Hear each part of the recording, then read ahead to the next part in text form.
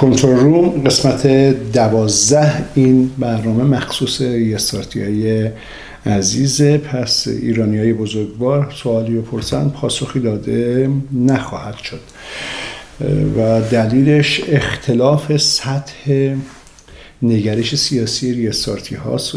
با شما وقتی بخوایم یک سوالی از شما رو پاسخ بدیم باید حداقل 20 ساعت حرف بزنیم تا شما بفهمید چرا اون چیزی که شما فکر میکنید کلا رو هواست و غلط و این کار خیلی سختیه. شما باید استپ بای استپ سر کلاس های سیاسی اپوزیسیون ریاست میشستید و به مناظر بهتر نگاه میکردید و مناظر جدید رو آنالیز میکردید و از نوع نگاه ها و فوتون ها میتونستید اون وقت پشت اون تفکرات سیاستمدارای جهان رو بدونید. مثل همین جنگ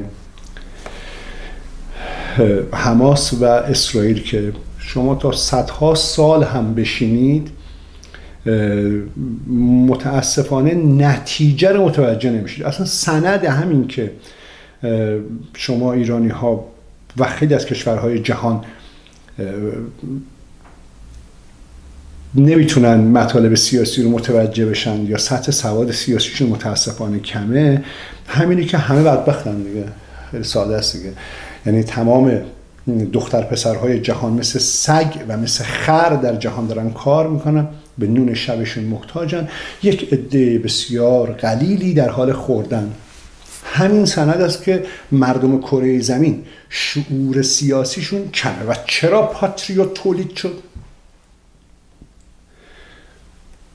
پاتریوت تولید شد تا سطح شعور سیاسی مردم جهان رو ببره بالا، یعنی مردم جهان رو تلنگری بهشون وارد کنه که از تاریکی وارد نور شن. یعنی چی؟ یعنی آگاهی بهشون بدن تا مطالب رو بهتر بفهمن و به حقشون برسن.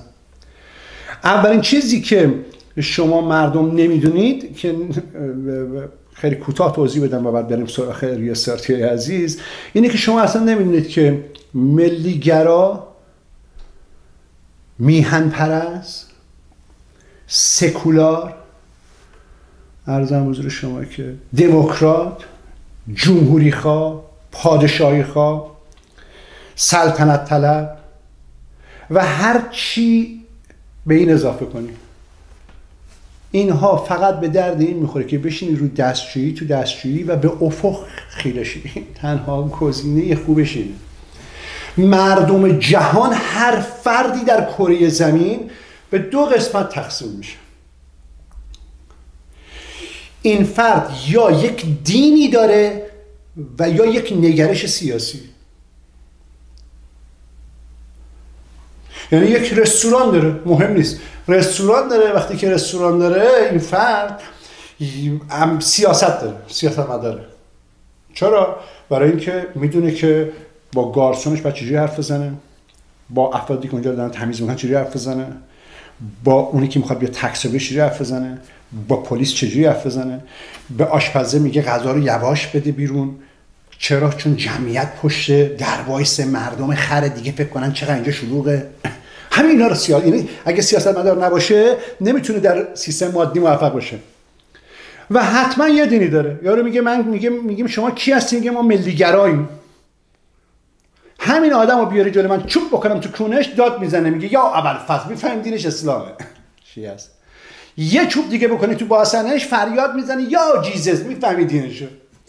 و در تمام جهان مردم چرا موضوع رو نمیفهمن؟ برای اینکه مردم نمیدونن هر کسی داره باشون حرف میزنه یک باور دینی داره. تو آمریکا اینجوری نیست. الان رئیس سنای آمریکا یهودیه، همه میدونن یهودیه. یعنی در امپراتوری پارس، در حکومت آینده امپراتوری پارس، امپراتوری کوروش، امپراتوری ریستارت، ما هر کی که وارد سیاست میشه با دین مردم که کاری نداره، مردم بره کارشونو بکنن. دکتر، مهندس، برای ما مهم نیست. ما به دینشون اصلا سوال نمی کنیم، هر کی بپرسه دینش چیه پدرش در میاریم. اما وارد سیاست میشه چوب میکنه تو واسطش. دینت چیه؟ پس چرا الان میگن ما ملیگراییم، ما وطن پرستیم، ما میهن پرستیم، ما سکولاریسم، میخوان یه جوری خره کنه برای سوارت جمع. این حتما یه دینی داره. یعنی وقتی بهاییه میشه هاشمی رفسنجانی، بهایی ازلیه، و همین خاطر در نهادش نفرت داره از مسلمان.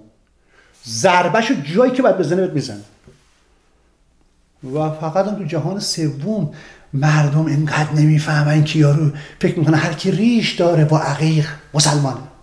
فقط توی خاورمیانه اینقدر مردم میتونن سطح شعور سیاسیشون احمق باشن و نفهمن. چون مردم من که مردم متمدن، مهربان، بزرگوار، میلیون ها خصلت دارن که تو دنیا واقعا به ندرت پیدا میشه، ولی شعور سیاسی نزدیک به صفره. فکر کنن که حقیقت داره. اونی که نشسته امامه داره مسلمان هست. نه مسلمان نیست. هر کس وارد سیاست میشه چوب تو باسنش. اولین چیز سوال ریاستیام از همشون همینه. دین چیه؟ من ملیگرام. خفه شما در قبل. این حتما دروغ میگه. من سکولارم، من آتئیستم. این مادر قبل حتما دروغ میگه. همه مردم کره زمین این دو شاخه رو دارن. یعنی حتما یا دینی دارن، یعنی یک باوری دارن، یک ایدئولوژی دارن به نام آتئیست. ایدئولوژیه. آتئیست دینه. آتئیست میگیم این خدا وجود داره، این میشه دیندار. این میگه وجود نداره، یعنی خدایی رو میشناسه که وجود نداره، میشه ضد این.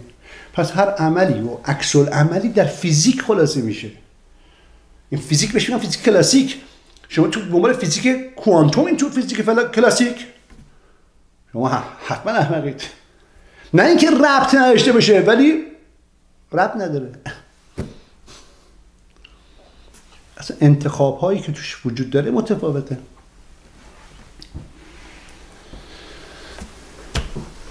اینو جوک. هر کسی ریاستارتی هم اینو میدونن. با هر کی حرف میزنن، چه تو اسپیس، چه بیرون، چه تو اتاق خواب، چه دم در، چه در دستجویی، چه تو تظاهرات، دینت چیه؟ این سوال بسیار مهمی که همیشه میپرسن. باورت چیه؟ اینو بگو. وقت میفهمید که این آدم به کجا فکر میکنه. اما ریاستارتی های عزیز و بزرگوار، درسته که رضا پهلوی دفن شده و دارن سگ‌ها، گرگ‌ها روی قبرش دستشویی میکنن، اما موضوع اینه که ما یادمون نمیره که ما با رضا پهلوی دیگه تموم شده. میدونیم تموم شده.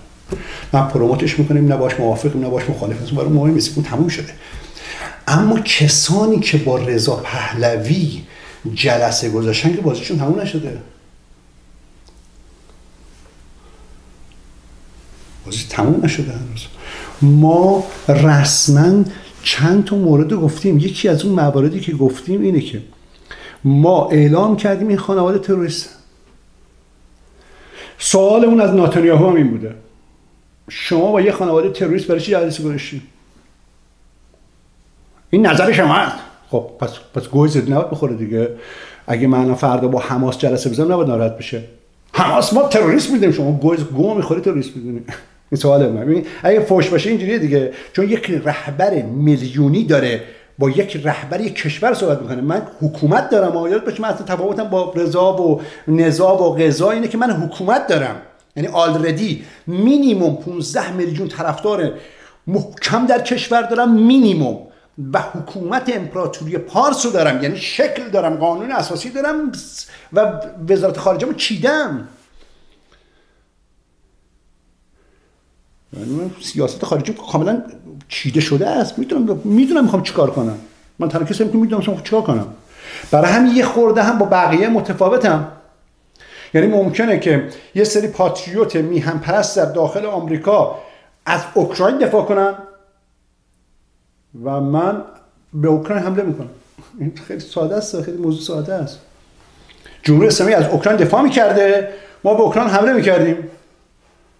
اگه خوب نگاه کنیم این تمام اپوزیسیون جهان با ما در چند زاویه دیفرنتن. چرا؟ چون سیاست خارجی اپوزیسیون رسالت نوشته شده است. اصلا ما میدونیم میخوایم چیکار کنیم. سوال ما از نتانیاهو مستقیما این بوده: شما با یک گروه تروریستی که اپوزیسیون به اسرائیل اعلام کرده این خانواده تروریستی چه جلسه گذاشتید؟ به همین خاطر شما ریاست‌ها رو باید بدونید. همین جنگ حماس و اسرائیل رو 11-12 سوال بسیار مهمه که این 11-12 سوال رو باید پاسخش رو بفهمیم تا بتونیم راجبش نظر بدیم. و مهمتر از اون اینه که سوالها مهمتر از جواباست. یعنی در کره زمین اولین بار پسونیوز این سوال پرسید و اعلام کرد به جهان. پسونیوز بگو عادت کنن به غیر ریاستیاشون هی بهشون بگی پسونیوز مستقل با یادشون بگیره، مردم یادشون بمونه. خبرگزاری پسونیوز زد اون تو، گفت نتانیاهو از این حمله خبر داشت. ما اول در جهان زدیم، ما اول در جهان، نه توی 4 تا تاپاله سیاسی و تحلیلگر و تفسیرگر و اپوزیسیونک ایرانی، نه در جهان اولی ما زدیم که نتانیاهو از این حمله خبر داشت. بعدا یواشکی گفتن آره خبر داشتیم، حالا خبر نداشتیم. بعد دیگه رئیس امنیتشون اومد گفتش که 2 ساعت قبل خبر داشتیم. بازم مثل سگ دروغ میگه. 25 تا 30 روز قبل از این حمله خبر داشتن. سوال اینه که این حمله چرا اگه خبرش چرا عملیاتی انجام نشده؟ این میشه سوال اول. چه سودی داشته نتانیاهو در این؟ سوال عمیق. ما میتونیم سوال کنیم. اگر نتانیاهو میتونه با تیمی که من یا گروهی که من تروریست اعلام کردم جلسه بذاره، من هم میتونم هر کاری دلم بخواد بکنم. من نه پول گرفتم سازمان امنیتی در جهان و نه مهره جاییم و نه میذارم مهره بهم تپونده بشه. من یک آدم الکترون آزاد مستقلم، منافع ملتم. دهن ملت بکنید وا کنم، پول بکنم تو دهنشون. همینجا دوست دارم، کیف مردم هم میخورن، کیف میکنم. مردم اگه سوار ماشین خوب نشن دهنش سرویس میکنن. چرا ماشین خوب نداری تو چرا اینجوری راه میری؟ تو دختر به این خوشگلی چرا سوار ماشین نمیشی؟ چرا لذت نمیبری از زندگیت؟ من اینجوریم. من حالا تو بگم بیمار روانی ام، نجات پرستم، عقده‌ای ام، عاشق ملتی. من اینجوریم. ذات من اینجا. اول منافع ملتم. بعدم مثل پاتریوتای جهان. آقای نتانیاهو اصلا تو پاتریوت جهان نیست اصلا. که من واگذارش کردم به ترامپ دیگه، گفتم پرزیدنت ترامپ جوابشو بده که نداد تا 3 روز پیش. گفت بله نه مثلا شاسکوله. پس سوال اول این بوده که خبر داشتی چرا نگفتی؟ سوال دوم بایدن هم خبر داشته. الان توی صفحات تو سطح جهان دارن میگن که این حمله حماس به اسرائیل سودش پوتین داره سود میکنه. شما ریاستی اصلا بدونید واقعا پوتین توش سودی نره. تنها جایی که داره ضرر میکنه پوتین همینجاست. پوتین قرار بوده که اصلا پوتین دوست نداره که اخبار اوکراین به حاشیه بره اصلا. یعنی تیمی که طرفدار زلنسکی احمق بودن و طرفدار اوکراین بودن دارن زیر پاش خالی میکنن. یعنی فوکوس رو بردن سمت اسرائیل تا زلنسکی از یاد بره. حالا چرا؟ این سواله. یعنی تیمی که طرفداری میکرد از زلنسکی و اوکراین داره زیر پاش خالی میکنه و هیچ سودی نداشته و پوتین هیچ نقشی در قضیه حماس به عرضم حضور شما که حمله حماس به اسرائیل نداشته. اصلا هیچ نقشی، هیچ سودی هم نداره. بله در پسونیوز من زدم پوتین داره در یک جایی سود میکنه که آدم باهوشه. یعنی استقلال و پرسپولیس توی کشور بازی کردن، استقلال یه گل زده به پرسپولیس، یوونتوس سود کرده. پوتین اون یوونتوس هست. یعنی یهو دید حماس حمله کرده اونجا، بعد سرش اینجوری آورد بالا، نگاه کردید اوکی سودش اونجاست، پس بذار اونجا سود کنه. فعلا اینجا رو داره ضرر میکنه، فکر نکن سود میکنه در قضیه اوکراین. و دیدید که زلنسکی میخواست بره اسرائیل قبول نکرد. زلنسکی هم 4 تا با این خواننده ها و اینا رفته روی استیج، اینا یه سری چیزایی هم میفهمه بدبخت دیگه. رفت اونجا که می‌خواست بره پیش اسرائیل که بگه اوکراین فراموش نشود، اسرائیل هم گفت الان تو بیای که همه فوکوسا میره رو تو، برو گم شو، ما اصلا کلا داریم خارمادر تو رو سرویس می‌کنیم، ما فوکوسی بریم رو تو، انداش بیرون. نه اینکه حتما انداختش بیرون، نه، ولی جلسه‌اش لغو کرد. پس پوتین از نظر صفحه شطرنج هیچ سودی در حمله حماس به اسرائیل نداره، اینو یادتون باشه. پوتین یه دیگه سود داره میکنه که ما چرا اسرار فاش نمیخوایم بکنیم، برای اینکه پوتین رفیقمونه دیگه، پاتریوته، نمیخوایم بقیه بفهمن کجا داره سود میکنه. هم خود وایسادیم سکوت کردیم تا سودشو بکنه، قشنگ استفاده کنه.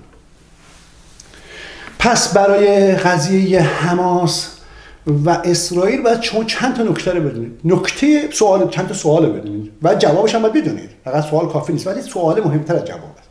سوال دوم بعد این از خودتون بپرسید، ازشون بپرسید که کی گفته حماس مال جمهوری اسلامی؟ آیا حماس مال جمهوری اسلامی؟ سوالتون اینه. اگه حماس مال جمهوری اسلامیه چرا بیش از 450 میلیون دلار تیم نتانیاهو و شخص نتانیاهو به حماس پول داده تا حالا؟ سوال ساده است دیگه. ما حق داریم سوال کنیم.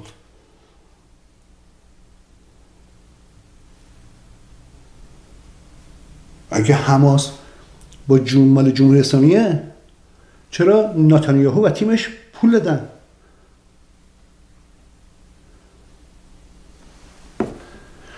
حالا پشت پرده جناب آقای بایدن مشخصه. بایدن چند تا مشکل داره. یکی پروندهش داره وصل میشه به اوکراین، پس بهترین گزینه اینه که یک اتفاق حمله نظامی باید به وجود می آورد که اوکراین حذف شه، از خاطرات مردم بره بیرون، چون پروندهش داره حذف میشه به اوکراین. اصلا کلا گوش جو بایدن رو بگیری به 3 تا سوراخ وصل میشه. یکی جو بایدن در اوکراین، یکی اوکراین و جو بایدن، یکی اوکراین جو بایدن بدون اوکراین. کلا از این 3 تا زاویه هیچ توضیحی نداره. تورم در آمریکا رو بذار کنار، پدرش دادن در میارن بذار کنار، استیزاح میخوان بکننش بذار کنار، مشکلات تولید کرده بذار کنار، ماشین های آمریکایی داره نابود میشه که دلایلی که شما نمیدونید اینه که ماشین در آمریکا داره به شدت گرون میشه. یعنی رئیسی بیش از 6000 7000 برابر جو بایدن سواد تورم، حفظ تورم داشته تا حالا. ببین چقدر سطح سواد رئیسی بالاتر از اینه. همین چی داره میریزه به هم. بجز این اتفاقات که احتیاج به جنگ داشته، نکته بسیار مهم اینه که ایشون وصله به اوکراین. پس توی پستونیوز نوشته شد 3 نفر سود کردن: جمهوری اسلامی که الان میگن اصولش کجاست، و بنیامین نتانیاهو. الان همه تظاهرات توی اونجا خوابید، توی عرضم حضور شما که اسرائیل مخالفا همه مثل سگ نشستن دیگه، وضع جنگیه و خیلی کارهای دیگه، سودهای دیگه، دادگاه شف رو هوا، همه چیز اینا، همه اینا رفت کنار، بذاریم کنار. عرضم حضور شما که بعد جو بایدنه که سود هنگفتی توش کرده. حالا خب سوالم داریم، میشه توش هم سوال کنم، مثلا مالی، رابرت مالی چه رابطه‌ای داشته با یاسر عرفات؟ این سوالی که اینا بوده. ببین خیلی عجیبه، خیلی عجیبه. دولت آمریکا، یعنی آمریکا ادعا داره، ادعاش هم درسته، که ما قوی ترین قدرت جهانیم.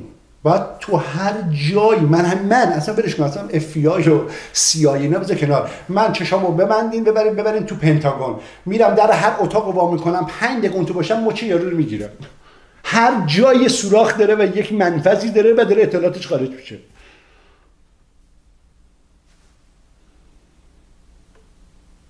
سوال.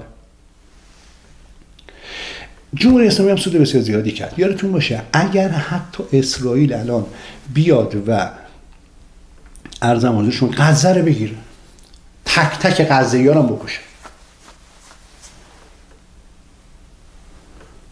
کل غزه رو هم بزنه به سندش، بزنه به نام خانمش،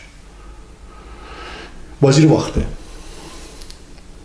یادتون باشه سود جمهوری اسلامی اینجاست. اینا هی گنبد آهنی کردن، هی به عربستان میگفتن که ببین از جمهوری اسلامی نترس، 3 تا گنبد درست میکنیم بالا سرت، این مثل از گنبد امام رضا بهتر، از گنبد مکه بهتر درست میکنیم، هی اونا شلیک کنن. بعد بن سلمان و تیمشون بودن شما برقصید اون وسط، اینا دارن شلیک میکنن راکت، شما برقصید، انقدر این گنبدا قویه. تو 20 دقیقه همیشه رفت بابا. یعنی اون ابهت اسرائیل کلا از بین رفته. علت چیه؟ علت جلسه ای است که با رضا پهلوی گذاشت. فقط همین. بقیه مردم شاید نفهمن چرا. توی ریاستی میدونی چرا؟ برای اینکه حرف ما رو گوش نکرده، جلسه گذاشت. به همین خاطر انسان کامل اینا میگن، سوفیست میگن، آقای نتانیاهو، نمیدونم امام زمان بهش میگن، هر چی میگن، مسیح میگن اینا فکر کنم، نمیدونم هر چی میگن، روزگار، هر چی. من یه جمله‌ای توی برنامه گفته بودم، نمیخواست این حرف من زمین بمونه. خدا گفت آقا حسینی تا حالا هر چی گفته همش انجام شده. بعد یه حرفی زده، اگه این حرفی زمین بمونه خیلی بده. ما طرفدار، چون خدا با ماست دیگه، با اونا که نیست که. چی گفتم؟ گفتم اگر اسرائیلی ها، نتانیاهو اینها جلسه بذارید با رضا پهلوی، خیلی امیدوار به بهار، الان تو بهار و تابستون نباش، جوجه رو تو پاییز میشمارن، اونم آخر پاییز.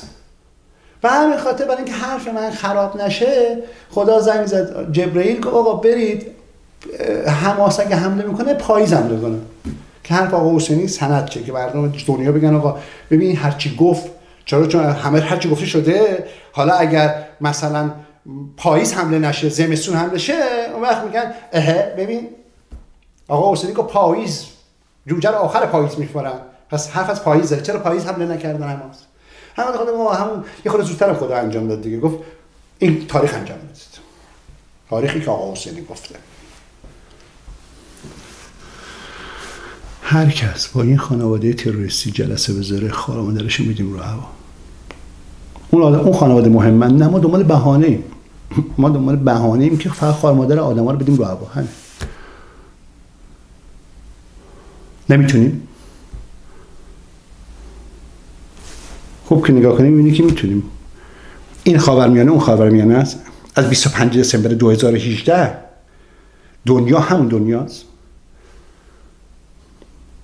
نه. این قضیه هایی که داره اتفاق میفته شوخیه، هنوز بازی جدی نشده. این یه جوکه، یه چیزی که همین حوصله‌مون سر میره، کافی میگیریم، چای میخوریم، همینجوری نشستیم، یه تفریح داشته باشیم ما هم دیگه. این جوکه الان. بازی رو وخیم‌تر نکنید.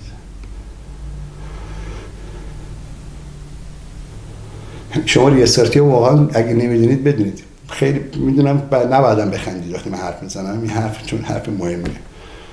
واقعا این سازمان‌های امنیتی مثل موساد واقعا فکر میکنن که مثلا مسیح علی نژاد میشه ملکه ایران و فخرآور میشه مثلا رئیس جنگ و پدافند عامل و امید دانا حالا یا با مسیح ازدواج میکنه که مثل چارلز میشه، یا اینکه مثلا سیستم ادیان و فرق ادیان میدون دستش مثلا.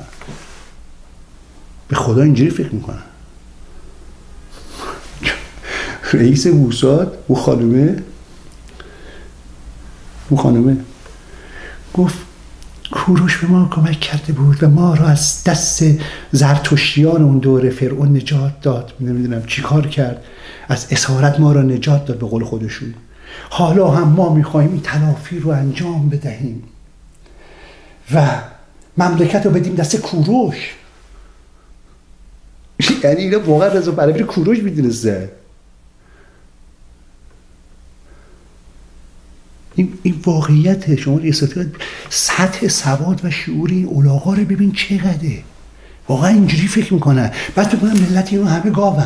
اینجوری فکر میکنن، میگن ملت نمیگه که این خانواده‌شون چقدر پول دزدیده رفته. مردم هم میفتن رو پاهاش، کوروش ما. این احمقا اینجوری فکر میکنن. یاد جمله من بیافت که روح اللازم رو یه خورده لاغر کن، کلش گنده کن، میشه رضا پهلوی. کلش کوچیک کن، هیکلش گنده کن، میشه هاشمی رفسنجانی. نازکش کن، کلش هم نازک کن، موهاش فرفری کن، میشه مسیح علی نژاد. موهاشو صاف کن، یه خورده قدش کوتاه کن، میشه رئیس موساد این خانومه. یه خورده توپل کن، اونطلوش کن، میشه نتانیاهو. به خدا همشون تو یه فازن. نه هوش، نه اصلا هوش، نه. آخرشون اینه که حالا اینجوری حرف بزنیم، میگم حالا بیا پیپل حسینی رو ببندید، فیسبوک رو ببندید، کل تعبان جنینه.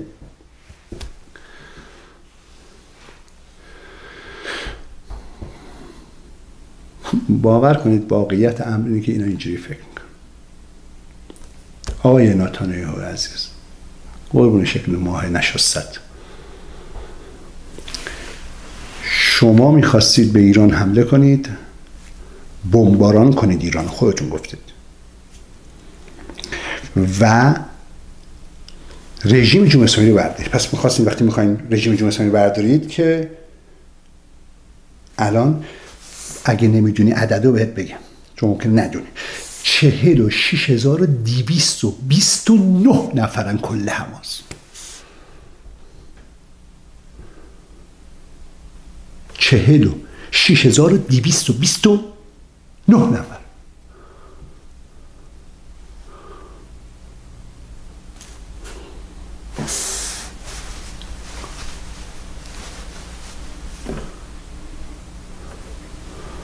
ایران حمله نکرده که سند این که ایران پشت اینا هنوز نیومده اینه که اگه اینا میومده که 5000 تا همون اول داشتن زدن. اگه ایران بود که الان 165,000 تو 165,000 موشک باید بخورد اون تو.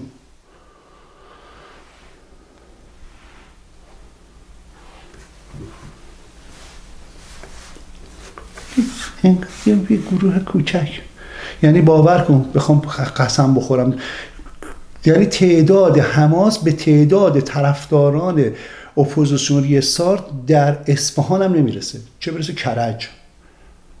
یعنی من اگه فردا فراخوان بدم بالای 100 خورده 200,000 نفر جان برکف در کرج فقط جمع میشن.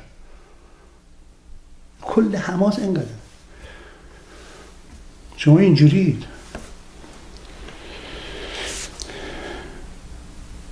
شما میخواستید جمهوری اسلامی رو بهانه کنید تا ایران رو بگیرید. برای گرفتن حذف جمهوری اسلامی مثل الان باید بمباران کنید دیگه. بعد من اینجا میشینم تو آمریکا، مردم هم اونجا زیر آوار میمیرن، به زنها و دخترهای بچه ایران داره تجاوز میشه، مردم گریه میکنن، بعد من اینجا میشینم نوشابه میخورم. من مثل این مادر قهوه‌ای اپوزیسیون خارج کشورم. پس تو میخواستی جمهوری اسلامی برداری، مشت نمونه خرواره. الان میخوای یه دونه حماس 46229 نفری رو برداری، این هم آدم کشته شده، آدمی که اصلا ربطی نداشته، بچه کشته شده، زن کشته شده، و میخوای جمهوری اسلامی برداری، همینطوری میگی جمهوری اسلامی برو بیرون. پس قراره بمباران کنیم مردم ایران رو. آره. و نکته بسیار مهم اینه که رضا پهلوی در اون جلسه و در اون شرایط و در اون فضا همراه با شما، با اون جلسه با کردا، اون کرد گروه کردی که از نظر ما هم تروریسته، جلسه من در جریانم، جلسه که ایران تجزیه کنید.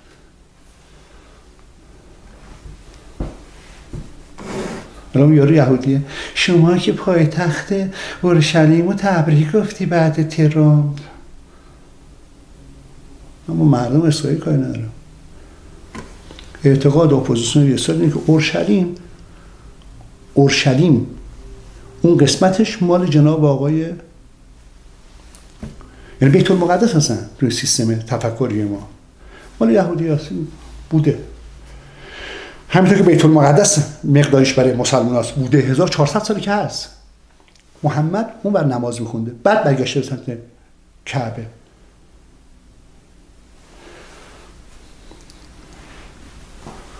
اما اگر دفعه بعد تکرار بشه و من ببینم که با گروه هایی که من تروریستی اعلام میکنم جلسه بذارید، ما به قدرت برسیم، خیلی خطرناکیم. ما جمهوری اسلامی نیستیم، باور کن. ما جمهوری اسلامی نیستیم، ما امپراتوریم. سخت فهمیدنش. جمهوری اسلامی 8-9 دسته است که 6 دستش با شما، استادرها همین با شما، ولی امپراتوری پارس یه دسته. وقتی بلند میشه بنی آدم اعضای یک پیکرن. اگه نفهمیدین یعنی جان گرگان و سگان از هم جداست، متحد جانهای شیران خداست. ولی امپراتوری پارس ما یهو بلند میشیم، یهو میبینی 25-30 میلیون سرباز اینجا بلند میشه. به چالدوران توجه کن. تو خرکی هستی، 45 کشور جهان خرکیه. عثمانی دستجویی کردیم تو صورتش. ما جمهوری اسلامی نیستیم. جمهوری اسلامی 7-8 قسمته که 6 قسمتش با شما هی دارن به جمهوری اسلامی خیانت میکنن. سلطنت طلبها اون تو، بهائی‌ها اون تو، زرتشتی‌ها اون تو، خود شما یهودی‌ها اون تو، اتاق بازرگانی اون تو، صدا و سیما اون تو، همش دست شما بوده. اونا ضعیفن. جمهوری اسلامی کلا 2 میلیونن، 3 میلیونن، 4 میلیونن. پس دو حالت داره، یا به قدرت میرسیم ما وقت تلافی میکنیم، یا به قول شما به قدرت نمیرسیم، مسیح میشه ملکه. موهای فلفلش اینجوری میکنن، پنجرهای هواپیما وارد میشه. یک درون بده آش، به همین خیال باش. هر کس که با این خانواده جلسه بذاره کاری میکنیم که وقت نکنه خشتکشو بکشه بالا. این جملات از قبر گوش کن، هی به خودت بگو و یادت باشه تازه ریستارتی ها این 15 میلیون منو یک امپراتور باهوش قدرتمند و قوی میدونم. من هنوز قبول نکردم که حکومت کنم. قبول کنم بازی عوض میشه. بدرود. نتا دیگه نبینم. با رضا تولید کنیم بتا، اون وقت گاما میاد وسط. فراموش نکن که سیاست یعنی فن و یک امپراتور هم باید فن بلد باشه هم ضد فن. ضد فن چیه؟ در ضد فن ما فنی به تو میزنیم که تو اون فن رو زدی. یعنی از نیروی خودت و وزن خودت استفاده میکنیم برای کوبوندن بر روی زمین خودت. پس هرچه وزنت بیشتر، قدرتت بیشتر، خار مادرت رو هواتر. پس یک امپراتور چی بلده؟ نمبر 1 فن، نمبر 2 بدله، ضد فن. بدرود my friend.